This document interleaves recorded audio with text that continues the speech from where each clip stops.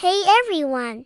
Welcome back to Kids World. Are you ready for some more word magic? Today we're diving back into the super fun world of homophones. Remember, those are words that sound the same but have totally different meanings and spellings. Let's jump right in. First up, we have flour and flour. Flour is a white powder you use to bake cookies and cakes. Yum! And flower is a beautiful, colorful plant you see in a garden, like a rose or a daisy. So, you use flour to bake, and you give a flower to someone special. Next, we have hair and hair. Hair is what grows on your head. You can brush it, braid it, or wear it in a ponytail. A hare, spelled Hare, is an animal that looks a lot like a rabbit,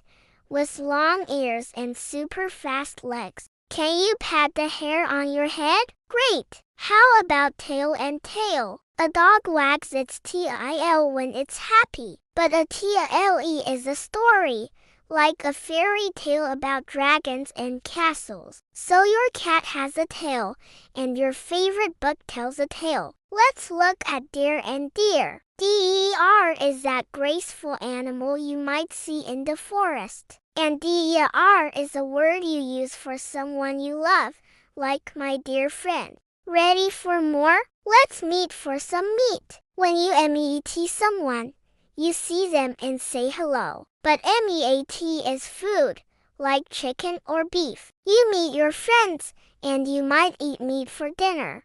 Okay, let's talk about week and week. A week has 7 days: Sunday, Monday, Tuesday, Wednesday, Thursday, Friday, and Saturday. But if you feel week, it means you don't feel very strong. Hopefully, you have a strong week. Next, we rode down the road. Road is a path or street cars drive on. And ROD is what you did yesterday when you were on your bike. I rode my scooter down the road. Almost done. The wind blew my blue balloon away. Blue is the color of the sky.